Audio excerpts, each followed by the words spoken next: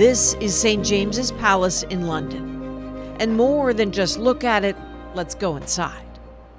This is the private sitting room for the Princess Royal Princess Anne. She has opened up the room and opened up her schedule to do something she rarely does, conduct an interview with us about things she doesn't often talk about. Losing both her parents within the span of 18 months, the upcoming coronation, the future of the monarchy, and Canada. This is our conversation with Princess Anne. So I thank you very much for making time for us. I know you don't have much of it at all. Only when I'm in London, I tend to sort of pack it in when I'm in London. There's a reason Princess Anne is referred to as the hardest working royal. In addition to being involved with more than 300 charities, she carries out more events than any other royal, and carries with her that sense of responsibility passed on from her mother, the Queen. On August the 15th, 1950, a daughter was born. The little princess was christened Anne Elizabeth Alice Louise. The second child and only daughter of the late Queen Elizabeth and Prince Philip. She had her first royal engagement at the age of 18 and started working with Save the Children shortly after. She still works with them. Princess Anne this afternoon at the equestrian events. She's an Olympian, competed in Montreal in 1976. She's a mother of two, and she spent her whole life under the watchful eyes of the world's cameras. Most recently, in September, when the Queen died, 72-year-old Princess Anne with her mother until the very end. For a woman so often seen, she doesn't do many interviews. Still, she sat down with us ahead of the coronation for an exclusive Canadian conversation. We are so close to this moment. Here we are again with history, with coronation. Forgive me if this is a naive question, but how on earth do you prepare for that? Good question. We've been very lucky. My mother was the Queen for a very long time. And although you kind of know that this might happen, you don't really think about it very much. Not least of all because the monarchy is about continuity. But I think for my brother, this is something he's been waiting for. And he's probably spent more time thinking about it. For the rest of us, it's more a question of, okay, we have to shift the way we support. And that's what we need to do. And what does that shift look like for you? Well, that's we don't know yet. I mean, there was an order to the years because my mother didn't change very much. We kind of knew what the rhythm of the year was. So things like that will change, and how we are part of the support for the monarchy may change slightly. Who knows? And when you hear sometimes people refer to a slimmed down monarchy, I can't imagine what that might mean for a role like yours. I don't know how many more hours in the day you have to take more things on. Well, I think the slim down was said in a day when there were a few more people around to make that seem like a justifiable comment. The world changes a bit. It changes a bit. I mean, it doesn't sound like a good idea from where I'm standing, I have to say. I'm sure it does I'm not quite sure what else we can do. A few more royals were indeed on the job not that long ago. Take Prince Andrew, Prince Harry and Meghan off the roster, in addition to the loss of the Queen and Prince Philip, and what you'll end up seeing at the coronation is a decidedly smaller contingent. Is there something we should be looking for those of us watching on during the coronation? Some of the details are yet to be released. Oh, but is there a moment? No, I'm waiting to be told. I haven't asked too many questions. Smart. In the terms of my role, I have a role as Colonel of the Blues and Rolls in the Household Cavalry Regiment as Goldstick. And Goldstick was the original close protection officer. So that is a role that I was asked if I'd like to do for this coronation. So I said yes. Not least of all, it solves my dress problem. It certainly does. Also, that's an interesting metaphor in a way, a close protection officer, that role for the king, for your brother, in terms of carrying forward some of the continuity of what you have seen to stand with him. Oh, well, it'll be different I mean, the whole service will be different in many respects. He was just old enough to have gone to my mother's coronation. I don't know what his impressions were. I was not allowed to go, probably quite rightly, at that stage in my career. It could have been way more trouble than it was worth. On this second day of June, in the year 1953, Elizabeth is led here to be anointed Elizabeth II. It'll be such a different scenario. And when you look at the Abbey now, when you go to events, and you think, how did they get that number of people in there? And there won't be that many in there this time. There is so much in that service which you really have to do. I mean, that is fundamentally important. And it's the meaning of the coronation in every way. It's not just a big ceremony. It is a very essential part of the responsibilities of the crown. God crown you with a crown of glory and righteousness.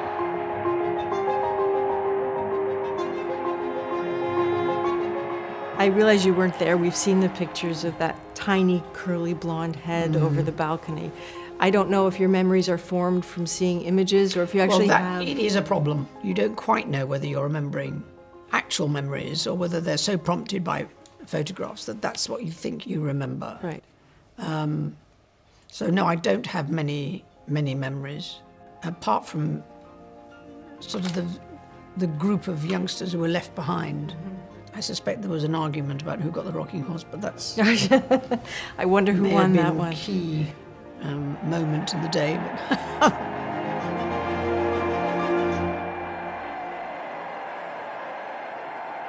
we wouldn't be having this conversation had you not that long ago, it's still very fresh, lost your mother, the Queen. This is something everyone in the world can understand, the private loss here. I think it doesn't matter how old you are when you lose a parent, you're still a child in that moment. Well, the relationship tends to remain, if you're lucky, remains very similar throughout your life, doesn't it? Yes. We have an impression from what we saw because of all the cameras. The cameras were often so fixed on you as you made that journey behind the vehicle. Is it a blur? Is it acute? Were you able to take any of it in? No, I think we took a lot of it in, partly because we knew the route. And I did actually spot people I knew on the way. It was such an impressive sight. And it was more than that because it was really touching in the way that people responded and how they did things. And, you know, the people brought their ponies and horses out, but they not only brought them out, they'd platted them, they were properly dressed, they were well turned out. They brought their tractors out and they parked them, you know, tidily, they're all clean. And if you come from a rural background, I was really impressed. You know, it was just an astonishing sight. But the sheer numbers of people who turned up in quite extraordinary places.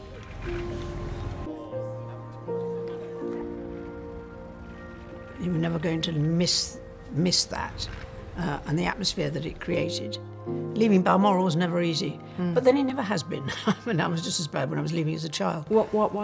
Well, because I didn't like leaving. You were happy there? Yeah. And your mother, the Queen, was obviously very happy there. It's very much a place which I think always fitted in that time of the year. There was a real relaxation. Relaxation, rarely a concept associated with the late Queen or the 72-year-old Princess Anne. For a few years running, she's officially been declared the hardest working royal. 214 appearances last year alone. It's been fascinating from our perspective to get a glimpse into your schedule, trying to navigate a place for this. And it genuinely seems programmed sometimes to the minute. And is that by design? Is that duty? Is that desire? Oh, it's a mixture. I think it's certainly by design, because it's really the only way to organise your life. So COVID must have been a terrible block for that kind of work. A block, certainly from everybody's perspective. But it was intriguing to note how people, there was the word they kept using here, pivoted. So they pivoted using either the strengths of what they did before to deliver it slightly differently, We sometimes at home talk about COVID as a thief, in that Yes. it stole from a lot of people. It did. Did it steal from you? In some respects, I suppose I tend to think it stole a bit from my father, who, lost a lot of the people who would have gone to see him and talk to him and, have those conversations that kept him interested. And he lost all of that.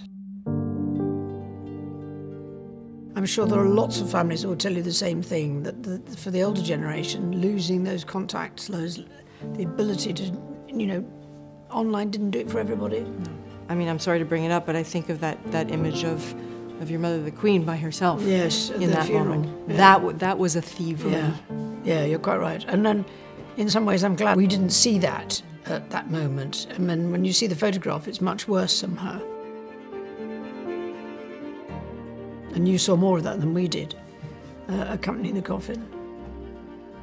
It was the COVID restrictions that imposed that solitary grief on the Queen in April of 2021 at the funeral of her husband of 7 decades, Prince Philip. His death seemed to begin a chain of momentous royal events, all within 18 months. Some wrenching lows for the family, but also a moment unlike any other in British history, the Queen's Platinum Jubilee.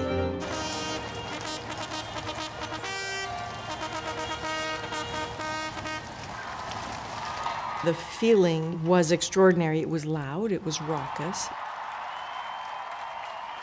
But in the crowd, you kept hearing people saying, "Thank you, ma'am. Thank you." Yes. And I wondered then, did your mother, the Queen, know that they were saying thank you? Did she feel that gratitude? I suspect she would have noticed. Did she have fun for the Platinum Jubilee? Fun, yes. I think it's quite a long weekend for that, Yes. to be down as fun. But I think when she came at the end, I think that she realised that everybody had appreciated it. That really made a difference. But that, as it were, was then. This almost seems like another era. It's a moment when feelings about the monarchy are hardening, and don't think the members of the royal family don't notice.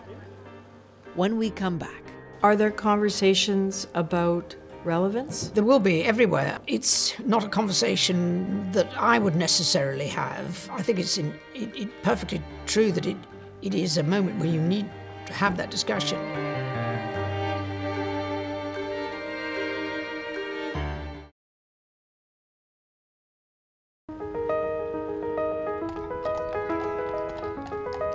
in the fairy tale story of kings and princesses, there are facts, hard ones, including the reality that the global relationship with the British royal family is frankly shifting. There are countries all over this planet that want to sever their ties with the British royal family. They do not want the monarch as head of state. This is not something the royal family is oblivious to. There is a growing movement in the UK and Canada protesting the place of the British monarchy. Polls in both countries suggest young people in particular are cooling. 60% of Canadians, regardless of their age, suggesting they don't support Charles as king. Because we're in this moment of transition, I think it's not unnatural that people are having conversations about the monarchy and the place of the monarchy in various countries, Canada included. And some of the recent polling is suggesting that there is a drop in the percentage of people who would like to see the monarchy continue. How do you deal with that as a family? Well, we don't, in many respects, need to deal with it. Mm-hmm. Not least of all because it is the monarch that is the key to this, and the constitution that underpins the monarchy. We as a family see ourselves there as to support that role. What we do, we hope, contributes to the monarchy and the way in which it can convey continuity of not just interest but of service, of understanding, the way that people and communities want to live their lives. And I think so often we get the chance to see communities and the people who do things really well and are very generous with their time in a way that, if you look at the media, you tend not to get that impression. Are there conversations about relevance? There will be everywhere. It's not a conversation that I would necessarily have. I think it's perfectly true that it is a moment where you need to have that discussion. But I would just underline that the monarchy provides, with the Constitution, a degree of long-term stability that is actually quite hard to come by any other way. And when we think about this duty, this role that the king has taken on, what kind of king do you think he'll be? Well, you know what you're getting, because he's been practicing for a bit. And I don't think he'll change. You know, he is committed to his own level of service. That will remain true. His Royal Highness, the Prince of Wales. Tangibly, though, what will he do? What steps will be taken? I want to acknowledge that the roots of our contemporary association run deep into the most painful period of our history.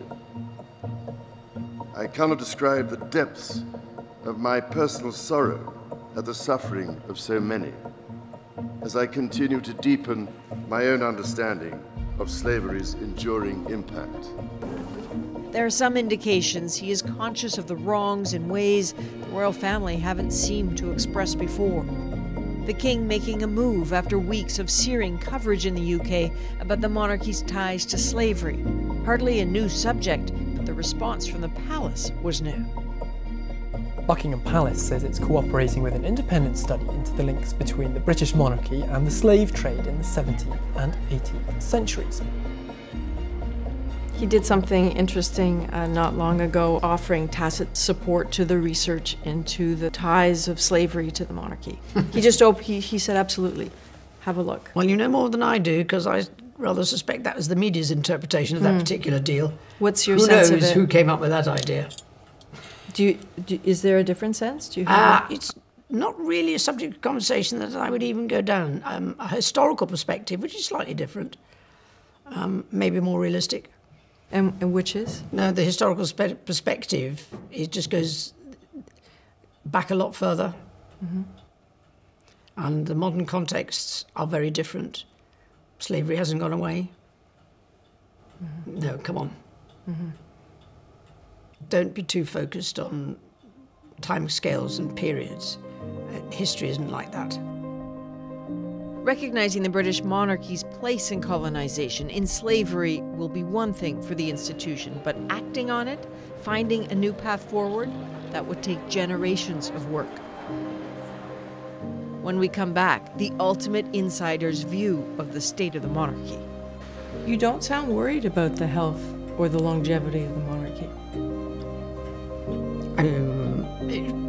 I think you're putting words into my mouth, as they say.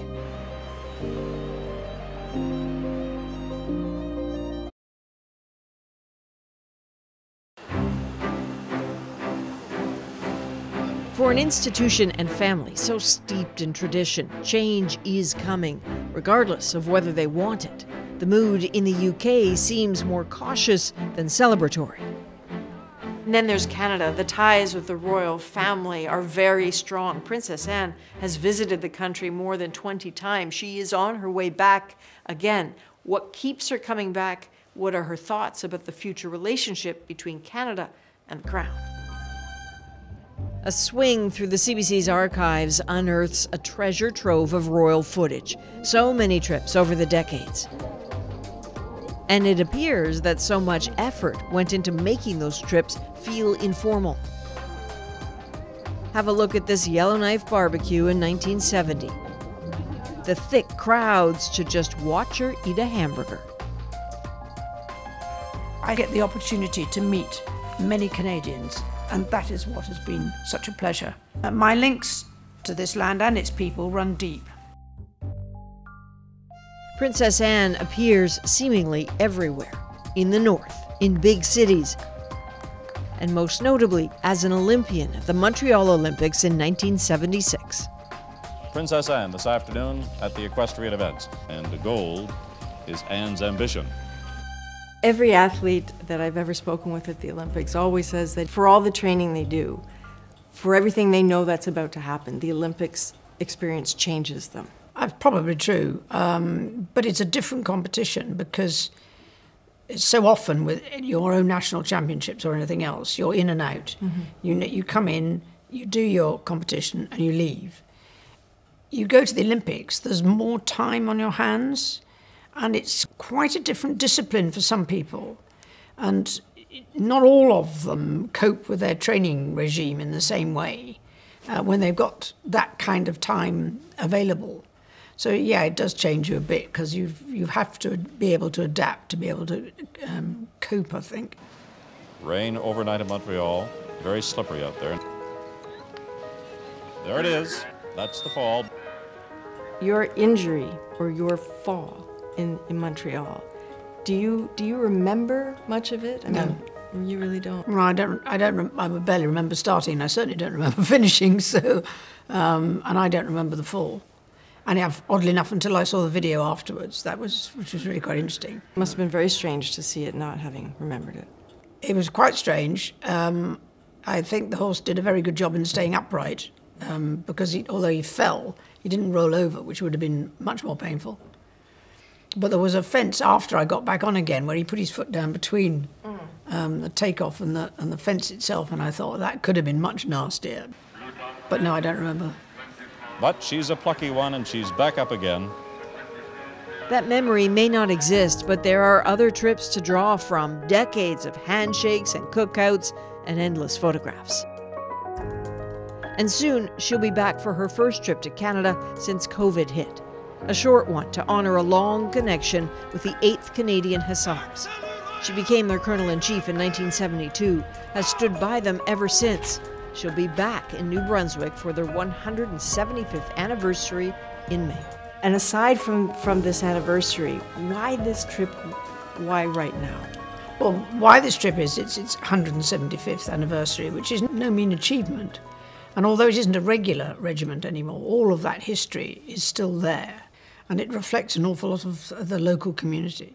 And it's still important that they support it as well, because that is a skill set, a service ethos, which you really don't want to lose it's always going to be needed. Is there any time in the schedule for anything approximating rest? Not on this one, no. Not on this one. Actually, I have grandchildren who go to New Brunswick on holidays. They know the beaches. Because they're really good beaches. But no, this time of year is too difficult, really. She is sometimes asked if she will retire anytime soon. That seems entirely out of the question for Princess Anne. She remains determined to serve and determined that serving matters. The monarchy matters. As people gather for the coronation, is there something you'd like them to hold as they watch what's happening, something you'd like them to think or feel? Yes, I think there is that historical perspective. And it's important now, I think, because so much of what we see in here is very much in the now. And maybe fashions, they have their place, but long-term commitment has a lot going for it. You don't sound worried about the health or the longevity of the monarchy. I think you're putting words into my mouth, as they say. Are you then? Why? Would you say that you are or you aren't, though? No, I wouldn't. Okay. Because I believe that there is a genuine benefit from this particular arrangement, the constitutional monarchy, and I think it has good long-term benefits. And that commitment to long-term is what the monarchy stands for. Your Highness, thank you so much for your time. Well, genuinely appreciate it.